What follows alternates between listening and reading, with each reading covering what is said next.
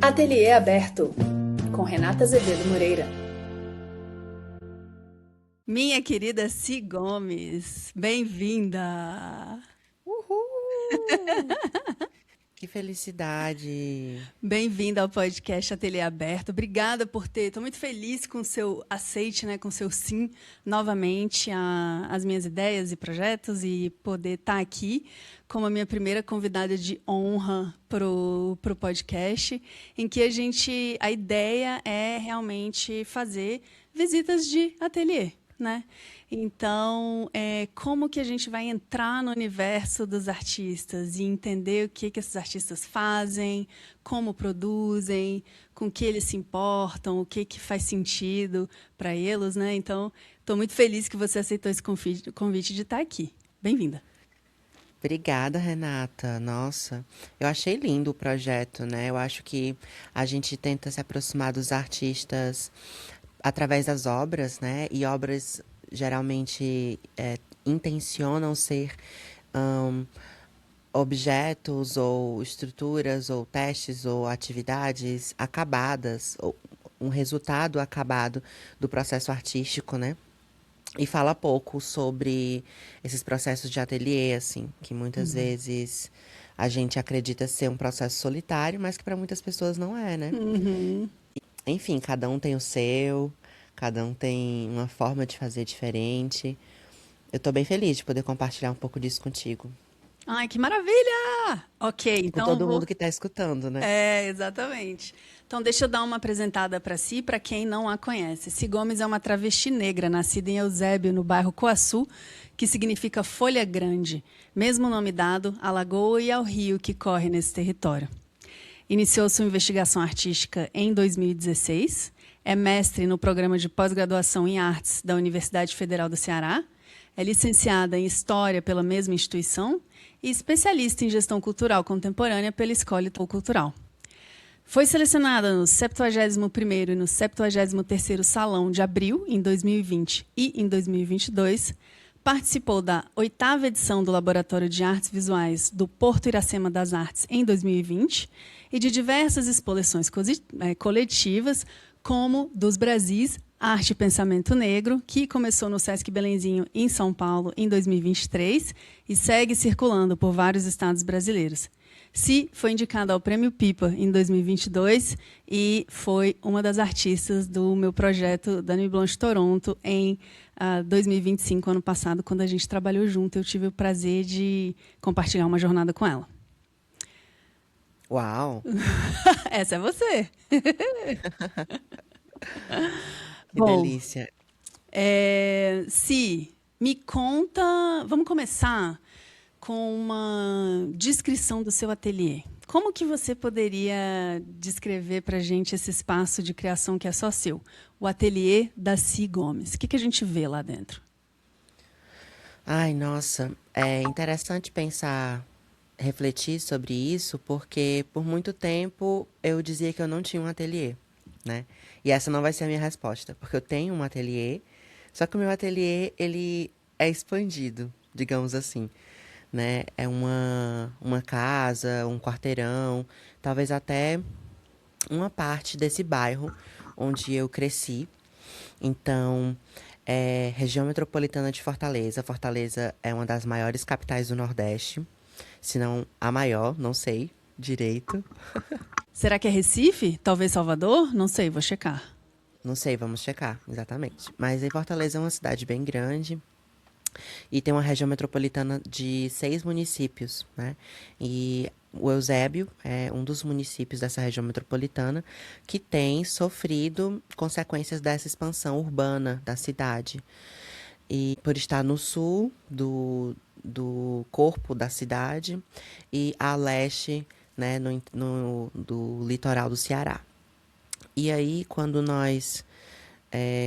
eu penso, né, nesse processo de ateliê, eu penso muito desde as brincadeiras de criança que eu vivi nesse bairro, nessa casa, né, que é a casa da minha avó materna, da minha família. e como isso foi moldando, assim, de certa forma, o que eu venho fazendo hoje, inclusive. Lembro de um terreiro grande, né? Um quintal grande com mangueira, goiabeira, cajá, com bananeira, com acerola, com saputi. O saputi, inclusive o pé de saputi lá de casa deve ter uns 50 anos, algo assim. Gente, um quintal cheio de gostosuras. Amei. Eu Sim, o também cresci num quintal. quintal parecido, sabia? O meu quintal da minha casa tinha várias árvores frutíferas também. Goiabeira, mangueira, limoeiro, pé de café. Eu me lembro de comer café cru. Olha só, e isso foi numa região do Brasil que é diferente daqui, né? Porque aqui tem certas coisas que não dão em outros cantos, assim como onde você cresceu não tem coisas que não vão dar aqui. Por exemplo, o dia desses eu me surpreendi, a última vez que eu fui para São Paulo, acho que vai fazer uns 2, 3 anos, eu tava na casa de uma amiga e tinha amora, assim, do lado. Então eu fiquei, frutas vermelhas, uau, sabe? Mas esse quintal, acho que a grande magia dele estava na capacidade de liberdade, a capacidade imaginativa que ele me dava, assim, né? E até hoje esse é o lugar onde eu moro. Eu já morei em outros lugares, mas eu atualmente moro nessa casa. E essa casa é o meu ateliê, assim, é onde também ficam as obras quando não estão em exposição. E o meu espaço geralmente tem uma planta pendurada, assim, é um sinal, que pode ser uma jiboia ou uma samambaia, ou outras plantas, a própria coaçu. Coaçu parece ficus. Coaçu é o nome do meu bairro, né? Que numa tradução indígena tupi seria folha grande, que também é o nome do rio e do riacho que corre nessa região. É, e por consequência, na verdade, por causa dessa planta, eu acho, é, que é endêmica da região, o bairro foi chamado assim. E elas têm folhas muito grandes, assim, né? São plantas latifolhas que chamam, que são plantas com a folha enorme, né? Isso me interessa muito Uhum, também, sim. assim, sobre como, não sei, talvez não capturar, mas estabelecer uma relação, né? Que se torna diferente porque a gente não está acostumado a estabelecer relações sem estabelecer posse, né? Então, acho que é super assim, parte do que eu faço também. Tentar estabelecer relações sem estabelecer posse. E você tinha falado no começo alguma coisa que eu não sei se era uma referência ao seu próprio estúdio, mas que às vezes a gente tem estúdio sozinho, às vezes a gente tem estúdio de forma coletiva. Você pensa no seu estúdio ou uma expansão do seu estúdio de uma forma coletiva também? É que, na verdade, eu acho que tem muitas formas de viver ateliê, né? Eu falei especificamente disso porque eu acho que nas artes visuais ainda tem uma perspectiva muito fixada do que é o ateliê de artista, né? Aqui em Fortaleza, por exemplo, a gente tem uma experiência que eu quero super que tu visite, que chama Ateliê dos Pocinhos, onde é um prédio que tem vários andares, e nesses andares tem vários ateliês. E as pessoas entram no prédio e vão visitando os ateliês dos artistas.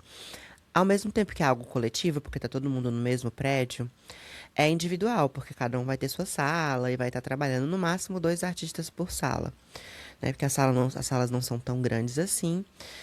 E foi assim que eles conseguiram, de certa forma, coletivizar esse fazer artístico de ateliê aqui em Fortaleza. No meu contexto, eu geralmente vivo o ateliê coletivo quando eu participo de residências artísticas ou quando eu estou em outros lugares, estou na casa de outras pessoas, no caso. Como em 2021, quando eu fui recebida pelo ateliê Pano de Roda e eu fiquei tendo ateliê lá, né? Fiquei tendo tempo de estúdio lá. Ao mesmo tempo que eu fico pensando quão interessante seria a gente ter espaços de ateliê para bucar, para, enfim, marcar horário e trabalhar, sabe? Naquele lugar, assim. A gente tem alguns ateliês públicos, especialmente na Pinacoteca, do Ceará, que é um equipamento novo. Mas ele não funciona dessa forma, assim. A qualquer momento um artista Sim. pode ir lá e buscar, né? Funciona mais como espaço para residência artística e atividades e eventos. Então, então eu acho que tem muitas formas de fazer esse ateliê coletivo. Também lembro das vezes que eu criei coletivamente, sabe? Foram tantas. Já tive dentro de tantos coletivos, tantas apresentações, não necessariamente peças de teatro, mas espetáculos ou performances. Sim. Então, eu acho que isso é um pouco fazer ateliê coletivo também. Certo. E se muitas vezes quando a gente conta que fez uma visita de ateliê, né, as pessoas olham com um olhar assim meio abstrato, meio dúbio, né, meio, o que que é isso? Né? Alguns artistas em início de carreira têm muito esse pânico, né, porque não tem um espaço de ateliê apresentável, ou artistas que trabalham com novas tecnologias e pensam, gente, mas meu ateliê é meu computador, né? Ou eu tive recentemente uma visita de ateliê com uma pessoa que não tinha feito há muito tempo, e aí botou no YouTube como fazer uma visita de ateliê, né? O que que deve ser legal. E aí eu queria saber para você, o que que é uma boa visita de ateliê? Né? Como que deve se desenrolar esse encontro, que pode ser com curadores, com profissionais de outras áreas culturais, outros artistas, ou com o próprio público, né? Como você estava falando na casa nesses lugares de espaços coletivos, porém individualizados de ateliês. Sim, eu acho que quando a gente está disposta a mostrar, é interessante ter sempre um interlocutor que esteja disposto a receber, assim, né? É engraçado você falar sobre isso, porque acho que vai até pro campo da honestidade das artes visuais, assim. É, existe muita coisa não falada, muito conhecimento, muito know-how, muito conhecimento de como fazer dentro de um contexto de artes que não são compartilhados, né? Então, se já existe uma forma de fazer isso, eu não sei qual é. Porque eu sempre fiz muito no feeling, assim, né? Peraí que eu vou mostrar aqui o que que eu tenho feito. Uhum. E isso, e esse ato de mostrar, eu acho que em si pode ser entendido quanto visita de ateliê, né? Uhum. Porque eu lembro, uma das primeiras vezes eu sempre tenho caderninhos e anoto coisas. E aí eu escrevi um texto que chama Cultivar em um Lugar, Sim. que é um texto divisor de águas, assim. E aí eu mostrei esse texto para um professor. E ele falou, vai fazer uma cadeira em performance. Isso na história, né? Ah, sim. Então, se eu não tivesse mostrado para ele, durante a graduação, esse texto, ele não teria me indicado ir para performance e eu não teria me conectado tanto com essa linguagem. Que interessante, E né? Então, momentos assim certeiros, momentos críticos da sua trajetória com esse tornar-se artista, né? Nesse uhum, uhum. momento, por uma disposição do mostrar, né? Exato.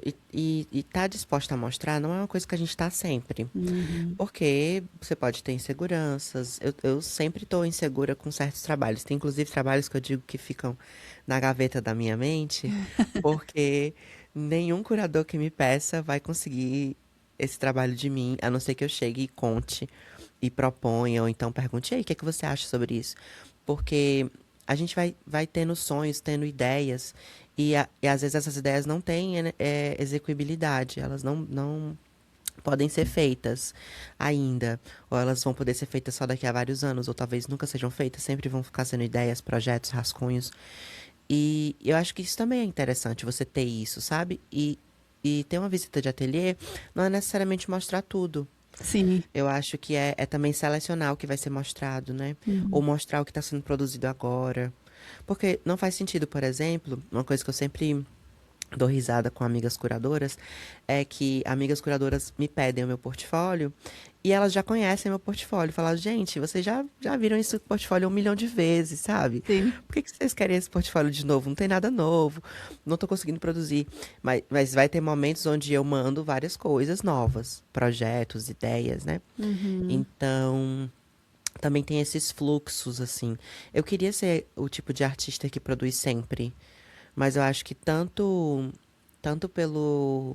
pela questão da vida mesmo, assim, dos aspectos de quem eu sou e da vulnerabilidade financeira, especialmente, Certo. que tá dentro de um lugar de dificuldade de fazer acontecer, ou de ter disponibilidade para estar em ateliê, acabo não criando tanto sempre. Então acaba sendo ciclos para mim. Eu vou fazendo ciclos acadêmicos e depois artísticos e depois acadêmicos de novo, sendo que tá tudo interligado, é tudo eu. Sim, ah, que bonito, essa pesquisa, criação contínua também, né?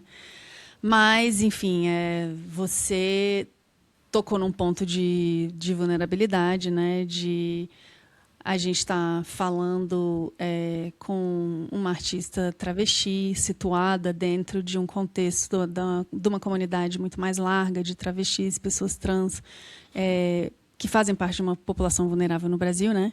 E aí eu chego no Panfletário Si.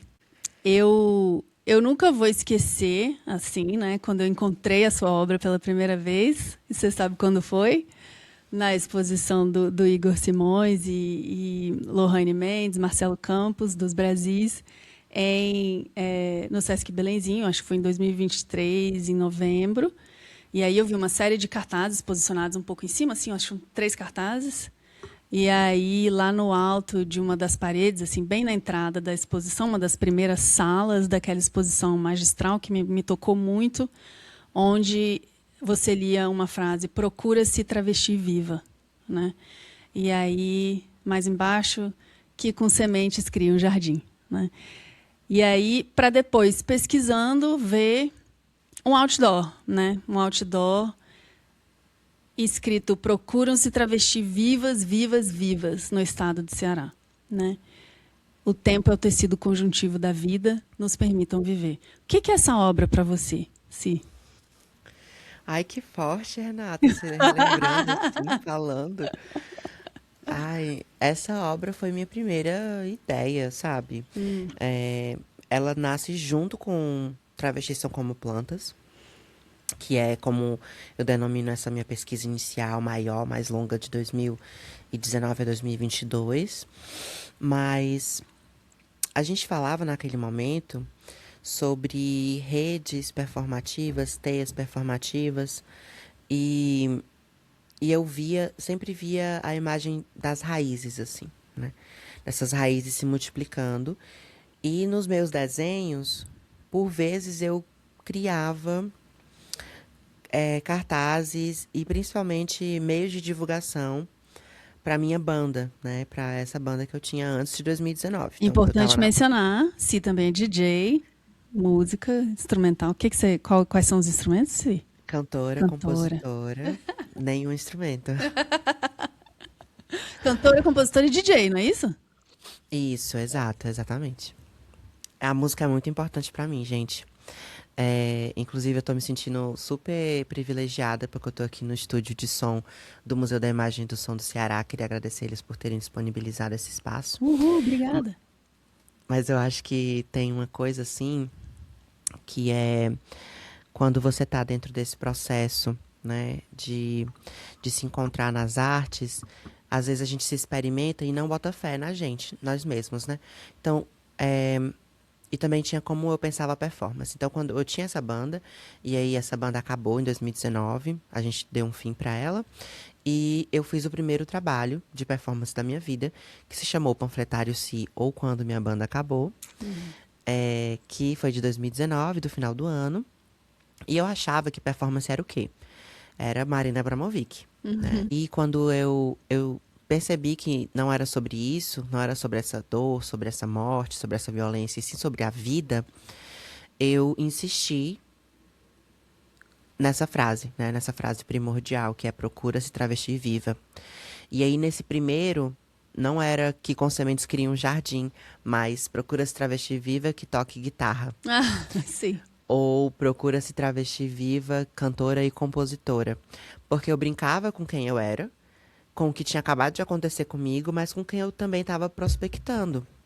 E a gente eu coloquei esses lambes, né, na rua Juvenal Galeno, aqui no Benfica, que é um bairro universitário, um bairro bem LGBT, mas que tinha acabado de acontecer um atentado a uma amiga não binária da época, Calo, e ela tinha levado um tiro na perna. Meu Deus, que horror.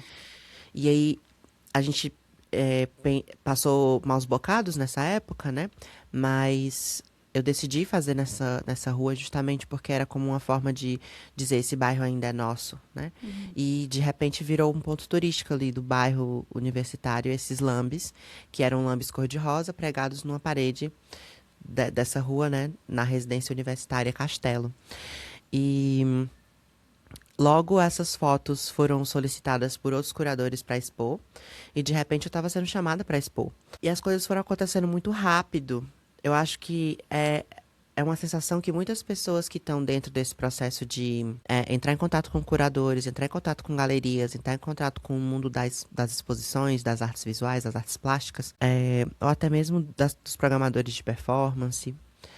É tudo muito rápido, sabe? Parece que você tá vivendo um sucesso exponencial, que nunca vai parar. E que sempre para, né? E que sempre passa por processos de altos e baixos, assim. Nossa, isso é tão Mas- importante, né, de ser falado, que a coisa não é linear, né? E que os momentos de baixo existem, e aí, de repente, aqueles pontos de fuga, né? Que você pensa, vou largar, chega, e aí alguma coisa te faz voltar. Exato. E eu acho que o que me fez voltar a fazer esse trabalho foi que em 2020 eu estava passando pela cidade de Fortaleza, e eu sempre tive esse fluxo de ônibus, carro, moto, pegar o que dá e o que é mais rápido para chegar no lugar onde eu tenho que chegar e fazer o trabalho que eu tenho que fazer. Então, eu me impressionava muito com os outdoors, né? São Paulo, eu sei que é uma cidade que não tem mais outdoor. Tem várias cidades no mundo que não tem outdoors, mas Fortaleza ainda tem muitos, né? E ainda é muito forte. Inclusive, tem diversos deles que estão sendo substituídos por LEDs, que é algo que eu tenho interesse de ocupar artisticamente, mas eu não sei se eu valorizo, se eu aprovo, porque tem uma questão, inclusive, de aumentar a luminosidade da própria cidade, né? Isso causar consequências à fauna, consequências ao próprio sono das pessoas, enfim. Sim. Tem muitas consequências, né? Mas esses outdoors ainda estavam super em alta, tanto que fez muito sentido e fez muito sucesso, né? Todas as emissoras queriam conversar comigo depois que viram esse outdoor. Todas as emissoras de rádio, de TV. Só que tinha um problema. Quando eles vinham falar comigo, eu tinha 21 anos, né? Agora eu tenho 26. Tá velho agora, né, Si? Aprendi algumas coisas bem importantes, assim, dentro desse E você tempo. estava na época estudando arte? Não, Não, eu tava história. terminando história, exato, Certo. terminando história. Eu não fiz graduação em artes, Sim. isso é interessante também de ser dito. Não tive essa formação, porque a gente tem graduação em artes aqui, e aí eles fazem pintura, escultura, fazem as cadeiras bonitinho, né? Eu não fiz essa graduação, mas eu já estava completamente dentro do que a gente chama de cena da arte contemporânea cearense, quando eu fiz esse trabalho, né? Eu já tinha feito o Salão de Abril e algumas outras exposições. Só que esse trabalho viralizou na internet, né? E quando as emissoras vinham atrás de saber quem eu era e por que que eu tinha feito aquilo, elas vinham com a percepção de que aquele outdoor era uma denúncia. Uma denúncia em relação às mortes que vinham acontecendo e sendo cada vez mais noticiadas naquele momento de travestis cearenses. Travesti cearense morta em São Paulo, travesti cearense morta aqui, Dandara, que foi alguns anos Sim. antes. É, e o Ceará tem esse dado, né? Eu lembro que na época também, a gente recebeu a notícia de que uma pessoa transmasculina tinha sido morto na própria comunidade. Então, as pessoas achavam que era sobre isso. Ainda que nesse outdoor a palavra vivas esteja repetido várias vezes. Sim. Então, isso fala muito sobre como as pessoas apreendem o mundo, né? Então, assim, porque era exatamente essa sensação, sabe? Dentro dessa rigidez da cidade, sementes de vida. E essas sementes são magenta, pink e tem frases que precisam alertar a gente para certas coisas. Mas eu não quero fazer outdoors que tenham números para sensibilizar. Os diagnósticos e dossiês da Associação Nacional de Pessoas Trans e Travestis, que saem todo ano, são super importantes. São hiper necessários. A Bruna Benevides faz um trabalho hiper necessário nesses dossiês. Mas eu não vou pegar esses números que estão lá nos dossiês de violência e trazer para o meu trabalho no ICRU para tentar sensibilizar alguém. Número não sensibiliza ninguém. A gente vê Sim. isso agora, no É. momento que a gente está vivendo. Sabe, tantas pessoas mortas. E aí, antigamente, quando esses números chegavam, podia até assustar, né? Podia até impactar. Mas hoje parece que isso está cada vez mais banalizado. Sim. Então, eu não vou por aí. Eu vou pelo lado da vida. Eu vou falar da vida. Então, toda vida que eu procuro uma pessoa trans, eu procuro essa pessoa trans viva, né? Pra começar. Então, a gente dá risada e ao mesmo tempo sabe que isso, Exato, ao mesmo né? tempo a obra, eu ia falar da palavra viva, né? E de, às vezes ela até atrapalha a viva, tá nas formas como a se manipula o design da letra e, né, e Sim. ilustra. Então, às vezes você não consegue nem entender direito, porque a única coisa que você consegue ver é a palavra viva.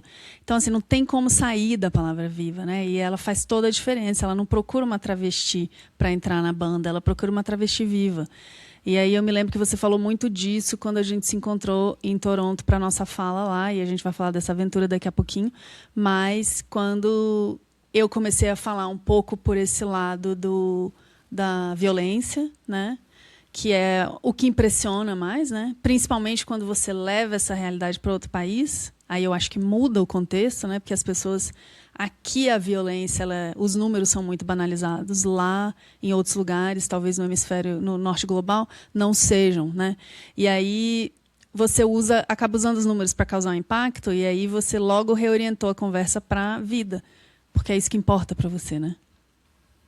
Eu acho que foi bem necessário você ter feito essa introdução naquela conversa, porque eu não quero repetir essas palavras, então você, enquanto aliada, pessoa que está me levando, pessoa que está, enfim, entendendo a poética ali junto comigo ao introduzir o trabalho, apontar esses dados é super importante para pessoas que não têm noção de qual é a grande questão das pessoas trans, né? Assim, porque por que esse trabalho está falando de pessoas trans? Isso aconteceu na nossa exibição lá na Nuit Blanche, que uma senhora chegou. Eu não sei se você estava perto nessa hora. Já Não, vou emendar, tá? Já vou emenda, emendar. emenda. Que essa mulher chegou e aí ela viu uma das imagens onde eu estava com a mão na terra, assim. Eu trabalho muito com terra fértil ou terra vegetal, que é o elemento essencial à vida das plantas, né, das sementes, e que junto com a água formam as condições necessárias para a vida brotar. É, e a gente estava com imagens de algumas performances minhas, onde eu trabalho na terra, e essa senhora chegou e falou, ela, como foi que ela falou? Tenho que lembrar a frase. Não foi disgusting, que disgusting é nojo, né? Sim. Mas ela falou, tipo, that's odd. Ou foi uma coisa, tipo, that's, that's concerning, ela disse. Ah, isso, sim, é uma palavra bem canadense. É um jeito Ela, canadense de falar, né? Que eles têm uma preocupação, né? Em não serem inadequados. Então é uma palavra polida, né? pois é, e ela falou, e aí eu falei, tá. Concerning, que quer dizer preocupante, né? Assim, um pouco estranho, um pouco inquietante. Sim, sim, inquietante. Eu falei, tá, mas por quê? E o monitor que tava comigo, o Matheus Brasileiro, maravilhoso, beijo, Matheus, é, que tava lá, falou, não, mas esse trabalho fala sobre pessoas transvivas, ela trabalha com plantas, e aí ela tava, mas por que que ela tá enterrada? Ela foi enterrada viva? Nossa, Então ela levou, assim, pra um lugar muito diferente, né? sim. E eu nunca tinha pensado pelo lado da morte, porque me enterrar era literalmente enterrar a semente, digamos, preparar o solo para a vida. Que Eu nunca você tinha segue pensado fazendo, né? Em que eu, performances variadas. exato, exato. Essa operação de cultivar é muito importante dentro da minha obra. A gente pode até depois falar melhor sobre isso, mas para falar dessa coisa da Nuit Blanche, porque é, também tinham frases como Protect Trans Kids, que é proteja as crianças trans. Tinha frases muito específicas com a palavra trans também, ou com a palavra travesti, que a gente escolheu não traduzir, né, para as outras línguas que a gente estava trabalhando. Uma outra pergunta foi assim: tá, mas por que você está falando de pessoas trans? Você é uma pessoa trans? E eu falava: sim, eu sou uma pessoa trans. Por mais óbvio que parecesse, para algumas pessoas não era. Sim. E isso também me fala sobre algumas outras coisas, como passabilidade, sobre como as pessoas imaginam o que é uma pessoa trans, sobre como uma artista super arrumada, bonita, ali falando sobre o trabalho dela. É quase inacreditável que seja uma pessoa trans, sabe? Porque é Nossa, tão sim. complexo, né? Então, foi bem interessante e eu acho que foi muito marcante, assim, porque você levou esse trabalho, você me levou junto também, né? E eu acho que isso fez toda a diferença, sabe? Ter estado lá, ter acompanhado a noite, né? E a Nuit Blanche é esse festival onde as pessoas vão cedo da noite, depois vão mais tarde da noite, depois aparecem de manhã, né? Então, isso assim, pra mim foi incrível, foi uma experiência incrível, porque das outras vezes os os outdoors passam 2 semanas, Uhum. né? Que é mais tempo do que uma noite, mas ele também tem uma efemeridade. Os lambes, pela sua fragilidade, com as chuvas, eles vão perdendo cor, eles vão amassando, e alguns deles, inclusive, foram puxados, rasgados, né? Imagina. Arrancados. Então, e aí na exposição já é uma outra experiência, que foi a gente imprimir num papel ótimo, muito bom, e emoldurar, sabe? Emoldurar aquele pôster que tem como característica ser um veículo panfletário, Sim. ser um veículo de comunicação rápida ou de anunciar rapidamente alguma coisa, né? Só que o que eu anuncio é que eu quero durar 100 anos. O que eu anuncio é que eu quero viver e que o que eu tô buscando é uma outra pessoa como eu viva. Então Sim. isso eu acho que de fato é concerning, não é? Ai, muito bom. É concerning. Eu concordo. Então, vamos contar da nossa aventura na Nuit Blanche, né, de Toronto. Para quem não conhece, a Nuit Blanche é um festival que acontece todos os anos em mais de 120 cidades do mundo. Nasceu em Paris, segue sendo realizado em Toronto. Eu morei em Toronto durante 4 anos e meio.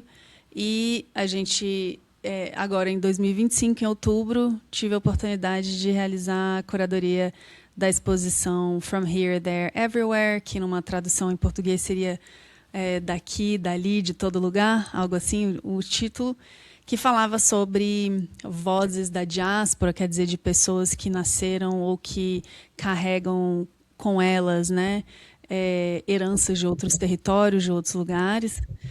E habitando nessa cidade de Toronto, no Canadá, que é uma das cidades, é conhecida por ser a cidade mais multicultural do mundo, né? Então tinha muito uma questão de linguagem.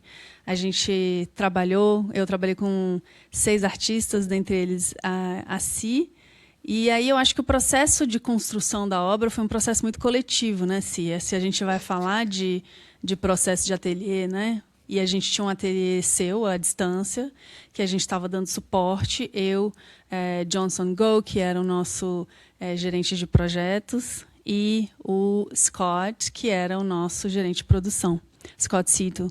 E aí, nós 3 trabalhando de Toronto, Si trabalhando com a Kaia, colaboradora dela, que fez o som que compôs essa obra, essa instalação de fotografia e som, né?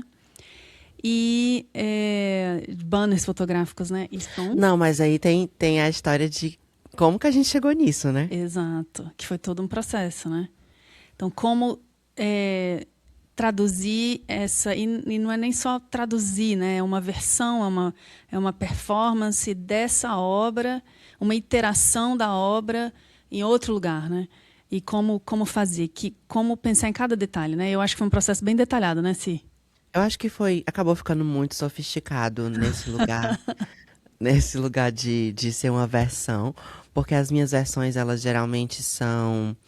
elas experimentam diferenças, mas nunca tinha chegado nesse lugar de se tornar um trabalho imersivo, porque o que eu tenho feito é isso, só que é como se eu tivesse transformado uma obra de 4 anos atrás, 5 anos atrás, é, com o olhar de quem eu sou hoje, sabe? Porque fazer uma obra pra mim dentro de um contexto onde o público vai ter que mergulhar nela, assim, eu já não tô mais buscando necessariamente uma parede pra pendurar quadros, Sim. sabe? Então, quando você chegou com a proposta de uma noite numa cidade, e a cidade está acordada, e a cidade está pulsando de arte, e as pessoas vão realmente ver as instalações, eu falei, caramba, eu tenho que mostrar uma coisa muito massa para essas pessoas. E aí, uma curiosidade, para quem tá escutando também, é que quando alguém chega para conversar com você sobre para você fazer alguma coisa, né, algum trabalho ou para você expor, pelo menos eu já fico logo animada e isso já me anima a fazer novas obras. Então, isso é engraçado também. Então, eu fui logo lá e comecei a rascunhar um trabalho que seria uma instalação de continuidade do estudo da umidade, que se chamaria MIST, que é tipo, não, era, MIST é o quê? Fog? Não, né? MIST não é fog, É, né? é como se fosse névoa, alguma coisa assim? Névoa, exato, um vapor, né?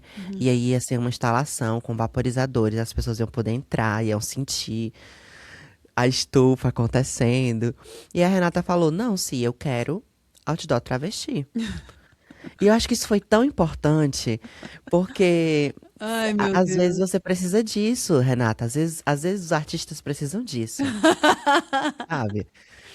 E aí, quando, Vai quando ficar você me parecendo que eu sou propôs. mega durona, gente. Eu juro que eu não sou. Eu sou meio mole demais, mas às vezes eu sou, né, Si? Não, mas aí a partir daí foi só moleza. Ela aceitou tudo que eu queria. Tudo que a gente conseguiu fazer, assim, pra fazer o trabalho acontecer, deu certo. Justamente porque eu acho que tinha essa disponibilidade, assim. Então a gente começou a pensar, tá, se é outdoor travesti, como que a gente faz isso em Toronto? Toronto tem outdoor? A gente vai fazer isso em quê? Quais são os suportes? Aí a gente chegou nesse suporte que é um outdoor de beira de estrada, né? Um banner de beira de estrada. E aí Ele é eu fui menor do que um outdoor normal, bem menor, né? isso, bem menor. Só que a ideia era criar um ambiente também, onde as pessoas pudessem passar. E ele é dupla face, então dá pra ver tanto de costas quanto de frente. Gente, acabou ficando muito incrível, assim. Foi um trabalho que brilhou, porque também teve uma iluminação pensada pra ele. E esse som. Então as pessoas chegavam. E era engraçado porque foi um desafio, né? Esse som, ele tinha que, de certa forma, comunicar sobre a obra, mas a gente sabia, e inclusive a Renata, eu disse que ela foi mole no restante, porque eu acho que ela me permitiu não abrir mão de certas coisas que eu jamais abriria no meu trabalho. Então, por exemplo, não é uma intenção do meu trabalho falar com todas as letras exatamente sobre o que é. Oi, gente, boa noite. Esse trabalho aqui é sobre pessoas trans, sabe? Não, sabe? O que eu queria falar eram, sei lá, no máximo frases ou palavras que despontassem, né? E essas palavras estavam tanto no outdoor quanto no áudio, né? Mas foram palavras e expressões que foram sendo traduzidas. E aí a gente traduziu para o francês, para o inglês, para o espanhol. Também tinha português e também trabalhei com um tradutor em Yorubá pra gente traduzir também pro Yorubá. Especialmente porque eu tenho essa conexão com as religiões de matriz africana e estava naquele momento também tentando entender como acessar essa comunidade multicultural do Canadá, né?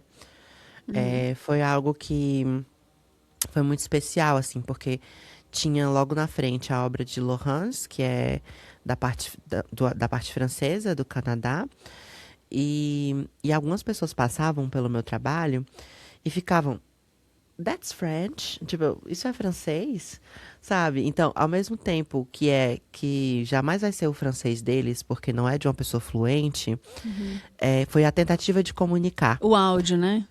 Exato. Então, a tentativa de comunicar que chamou a atenção de uma pessoa que fala francês que talvez tenha toda uma outra herança cultural para o trabalho de uma travesti brasileira, né? Então, essas movimentações me interessam muito, né? Esse trabalho Outdoor Travesti, desde o começo ele tem um subtítulo, né? Que é Me Vejam de Longe, que também é um outro título super especial. Eu acho que eu sou uma máquina de fazer títulos, Títulos são ótimos, sem dúvida. São muito bons. porque eles surgem de forma muito Espontânea, é isso? orgânica, Nossa, pra muito. mim, título é tão difícil. Surge primeiro que o trabalho, Renata. Uhum. É muito louco isso. Às vezes surge o título e daí do título eu vou destrinchando o que é que vai ser aquilo. É muito doido mesmo. São frases, são coisas assim, epifanias. Uhum. É, mas esse, Me Vejam de Longe, era exatamente ter aquela sensação. O outdoor é muito grande, né? E ele tá longe da gente, ele não tá pertinho. Então eu queria que as pessoas me vissem de longe. E aí o título do trabalho é esse, Me Vejam de Longe, Outdoor Travesti. Então eu mantive o título desse trabalho para Nuit Blanche. E ficou muito legal, porque a gente foi também traduzindo e tendo diferentes relações com essas traduções, né? A primeira tradução que eu fiz pro francês, por exemplo, falava travesti en plein air. E plein air é uma técnica de pintura, né? Uhum. Sim. E aí eu fiquei, será que a gente deixa assim? Só que logo depois você falou, não, sim, mas seria uma outra tradução para falar de Me Vejam de Longe, né? E aí acabou ficando outra expressão específica. Porque eu acho que é super importante também você saber que você não sabe de tudo. Não dá para fazer um trabalho sozinho Sim. nesse lugar, sabe? Você tem que ter a ajuda de outras pessoas, sim. Você tem que baixar a cabeça e dizer, não, não sei essa língua. E até se questionar, será que eu uso essa língua mesmo? E eu acho que eu vou defender aqui que não foi apropriação cultural, tá, gente? Ah, Porque, porque a maior parte dessas línguas eram do norte global e eu pronto, sou do acabou. sul. Pode fazer tudo. Não, mas também porque é isso, a gente tentou trabalhar essa tradução e porque recentemente a Rosalía fez um álbum Lux, que tem várias Gente, línguas. se é cultura pop pura, viu? É verdade, gente. Era muita vontade de comunicar. E eu acho que é tão importante essa vontade pra abrir ateliê, pra expor, pra fazer arte. É muito importante essa vontade de mostrar. Sim. Muito legal. E nem todo artista vê a prática assim, né? É aquilo, né? Nem todo artista, mas todo artista. Eu acho que a gente tem uma vontade de mostrar. O artista normalmente tem. Muita gente tem muita insegurança, muita gente tem anseios, né?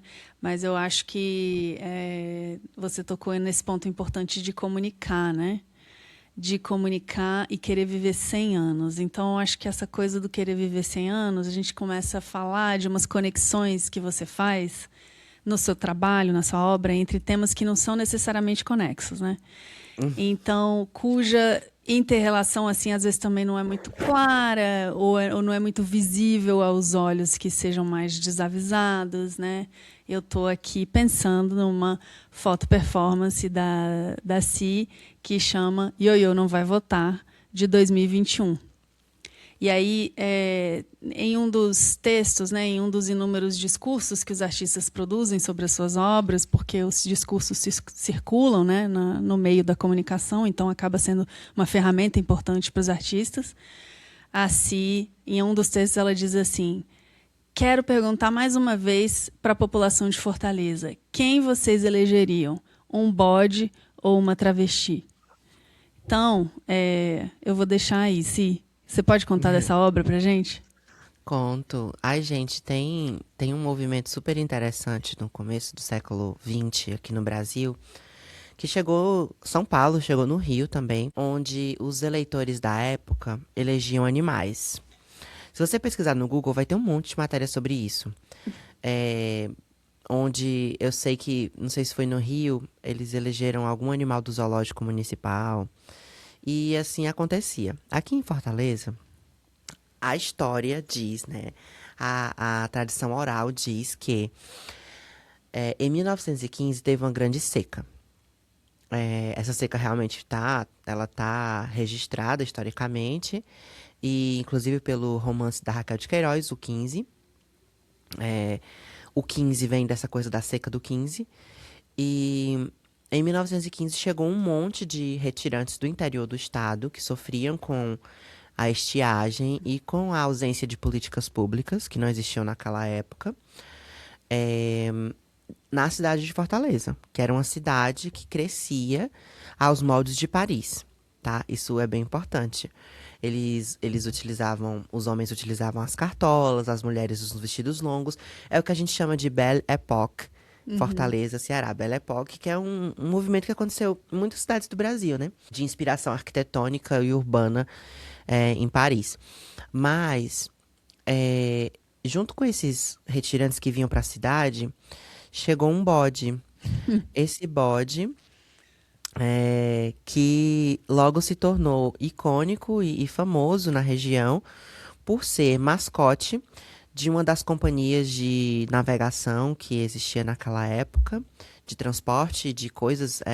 A Praia de Iracema, que hoje não tem nada a ver com isso, já foi o Porto de Fortaleza. Inclusive, a Praia de Iracema é um ponto muito turístico, né, Sim. da cidade.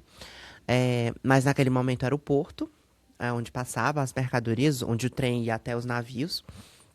E o bode ioiô ficou conhecido por fazer esse trajeto diariamente. Da Praça do Ferreira, que é no centro, E o até a bode era Praia de livre? Era um Iracema. bode livre? Ele era independente. Ah, entendi.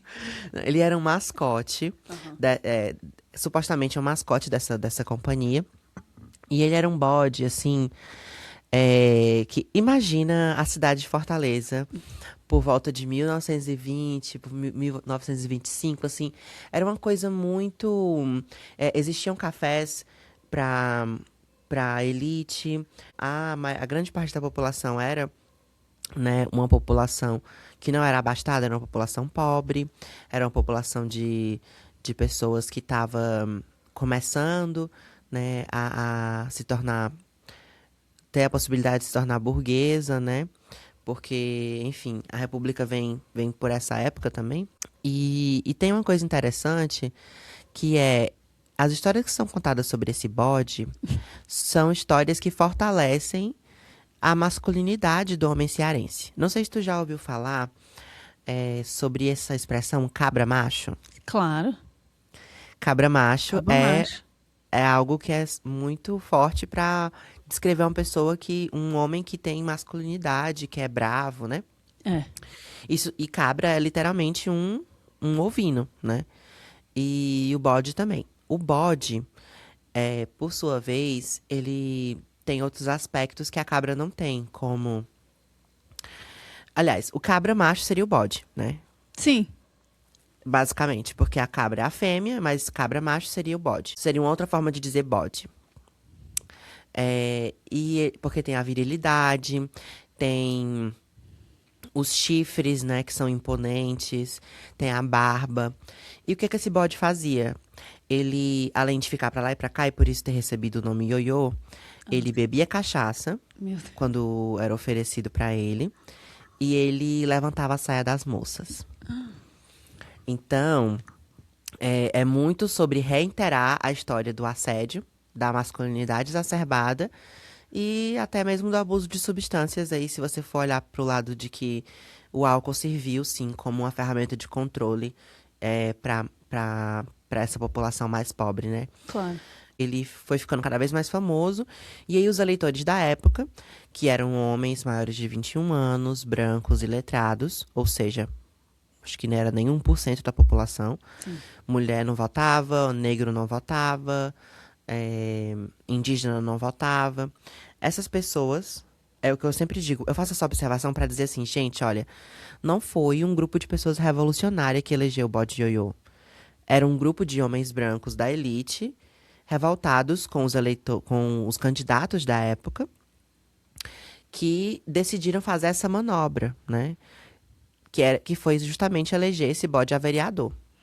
E aí Fortaleza quase teve um vereador bode, mas nunca teve uma vereança travesti, uma vereança trans, né? E a gente até teve recentemente uma experiência de mandata coletiva, onde essa mandata estava muito voltada para as questões das populações trans. Óbvio que a gente já teve muitos avanços, especialmente porque aqui no Ceará a gente tem algumas secretarias de Estado voltadas para a diversidade, mas não tivemos uma vereadora trans ainda.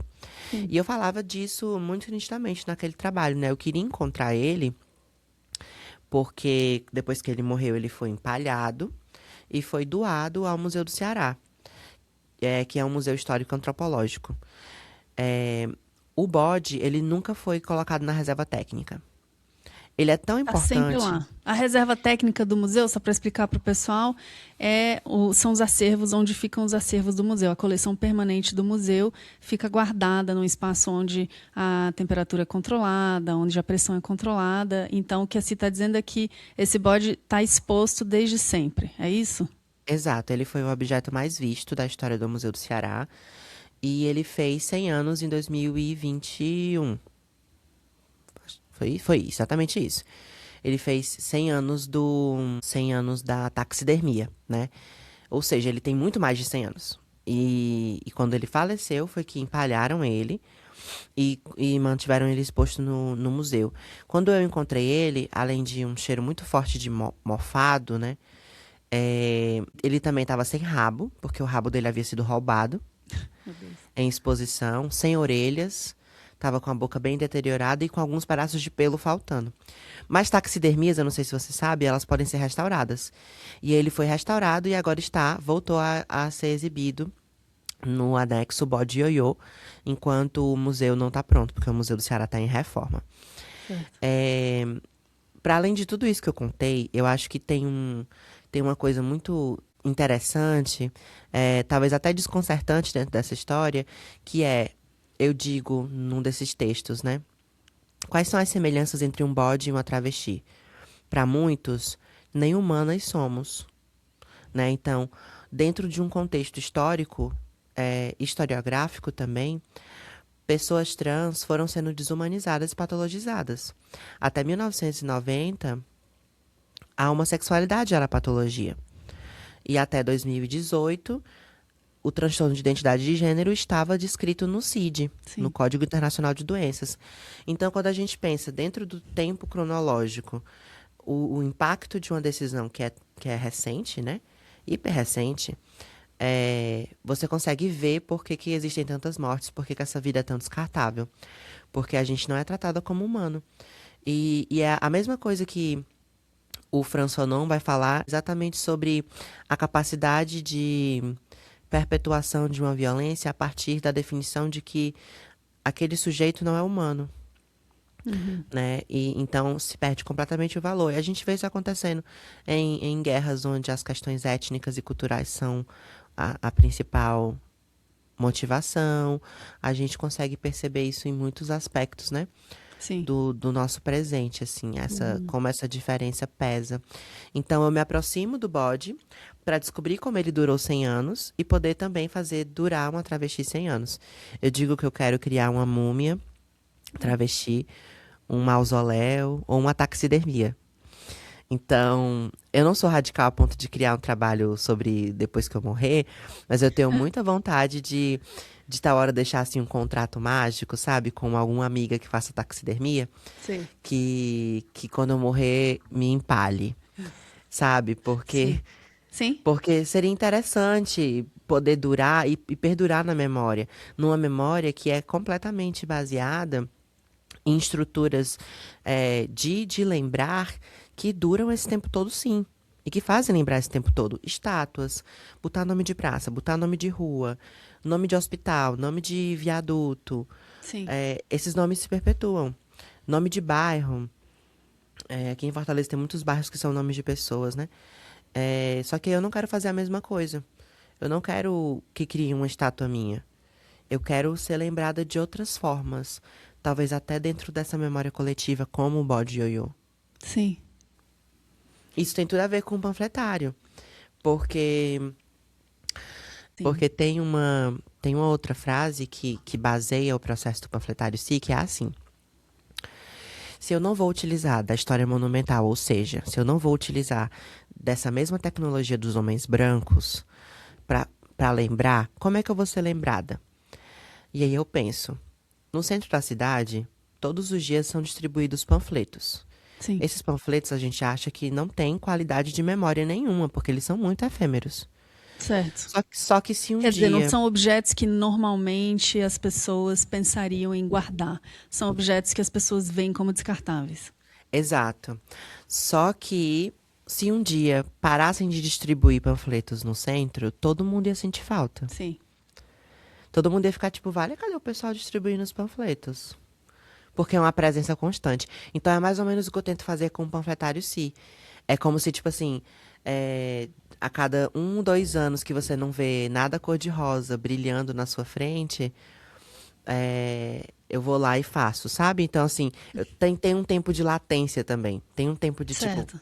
não é toda semana que vai estar saindo, mas é quase como se fosse um trabalho que eu quero fazer pra sempre, Sei. pra que talvez quando ele não aconteça as pessoas sintam falta. Certo, e em algum momento você chegar a obter a realização desse desejo, né, de não Ser precisar lembrado. mais desse panfleto, né? Não tem uma dessas Exato. frases? É não precisar mais do pôster. Vai ter um tempo onde esse pôster não será mais necessário. É, um dos pôsteres tem essa frase, né? Porque eu acho que é isso. Vai ter o tempo onde a gente vai ter.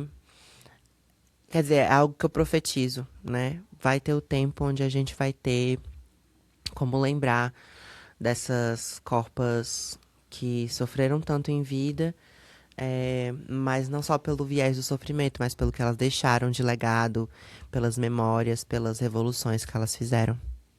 Bom, certamente esse está sendo seu trabalho, né, Si? Até agora e avante. Eu acho que pensar nessa presença dos corpos, enfim, dissidentes, né, corpos que incomodam algumas pessoas, que são desconsiderados e marginalizados por vários segmentos da sociedade, especialmente o homem branco.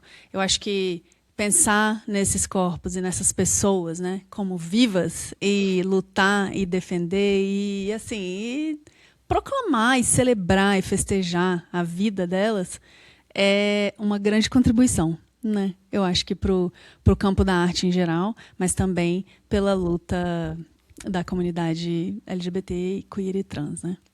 Com certeza. Quer dizer, eu gosto de pensar que meu trabalho comunica e faz alguma reverberação, né? Eu gosto muito de pensar no som, porque é isso. Eu estou na tentativa de comunicar e o som é essa vibração, né? Que atravessa matérias e pessoas.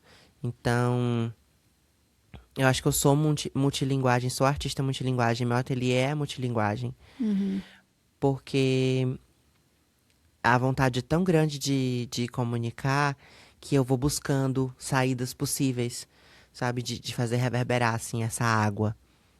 É isso.